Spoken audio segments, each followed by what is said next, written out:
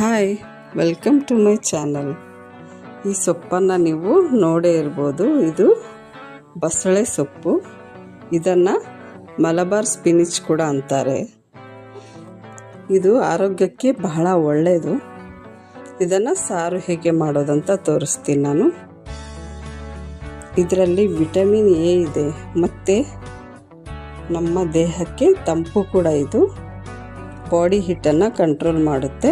ನೋಡಿ, ಕಡಾಯಿ ಇಟ್ಕೊಂಡಿದ್ರಲ್ಲಿ ಈರುಳ್ಳಿ ಮತ್ತು ಹಸಿಮೆಣಸಿನ್ಕಾಯನ್ನು ಹಾಕ್ಕೊಳ್ತಾ ಇದ್ದೀನಿ.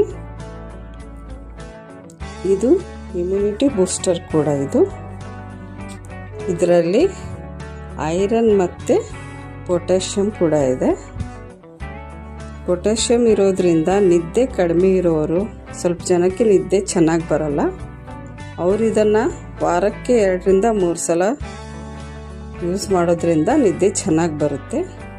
ಮತ್ತು ಬಾಣಂತಿಯರು ಕೂಡ ಬಹಳ ಒಳ್ಳೆಯದು ಇದು. ನೋಡಿ, ಇದನ್ನು ಇವಾಗ ಈರುಳ್ಳಿ ಫ್ರೈ ಆಗಿದೆ. ಇದನ್ನು ಸೊಪ್ಪನ್ನು ಚೆನ್ನಾಗಿ ತೊಳೆದು ಈ ಥರ ಕಟ್ ಮಾಡಿ ಇಟ್ಕೊಂಡು ಹಾಕ್ಕೊಳ್ತಾ ಇದ್ದೀನಿ.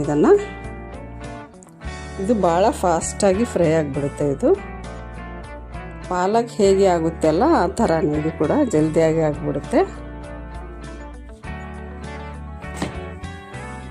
10 ನಿಮಿಷ ಇದನ್ನು ಸಿಮ್ಮಲ್ಲಿ ಇಟ್ಟು ಫ್ರೈ ಮಾಡ್ಕೊಂಡಿದ್ದೀನಿ, ಸ್ವಲ್ಪ ಉಪ್ಪು ಹಾಕ್ಕೊಂಡು.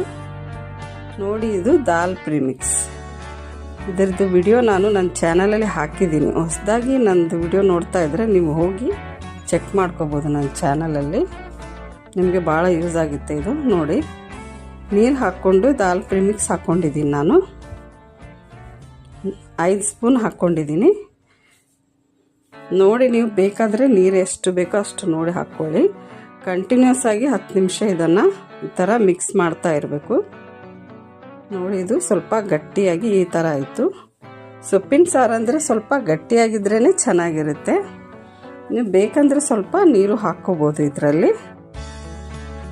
ಇಷ್ಟೇ ನೋಡಿ, 10 ನಿಮಿಷದಲ್ಲಿ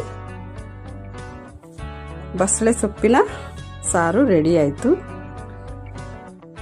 ವೀಕ್ಲಿ 3 ಟೈಮ್ಸ್ ಆದರೂ ನೀವು ಇದನ್ನು ಮಾಡ್ಕೊಳ್ಳಿ. ಫೈನಲ್ ಆಗಿ ಇದಕ್ಕೆ ಹಾಫ್ ಲೆಮನ್ ಹಾಕ್ಕೊಳ್ತಾ ಇದ್ದೀನಿ. ಆಲ್ರೆಡಿ ಇದರಲ್ಲಿ ನಾನು ಆಮ್ಚೂರ್ ಪೌಡರ್ ಹಾಕಿದ್ದೀನಿ, ಆದರೂ ಕೂಡ ಲೆಮನ್ ಹಾಕೋದ್ರಿಂದ ಒಳ್ಳೆ ಟೇಸ್ಟ್ ಬರುತ್ತೆ. ನಿಮ್ಮ ಮಕ್ಕಳು ಕೂಡ ಇದನ್ನು ಮಾಡಿಕೊಡಿ, ತುಂಬ ಒಳ್ಳೆಯದು. ಬೋನ್ ಹೆಲ್ತ್ಗೆ ಕೂಡ ಬಹಳ ಒಳ್ಳೆಯದು. ಇದು ಕ್ಯಾಲ್ಶಿಯಂ ಕೂಡ ಇದೆ. ಈ ವಿಡಿಯೋ ಲೈಕ್ ಆದರೆ ಲೈಕ್ ಮಾಡಿ, ನನ್ನ ಚಾನಲ್ ಸಬ್ಸ್ಕ್ರೈಬ್ ಮಾಡಿ, ಮತ್ತು ನಿಮ್ಮ ಫ್ಯಾಮಿಲಿ ಆ್ಯಂಡ್ ಫ್ರೆಂಡ್ಸ್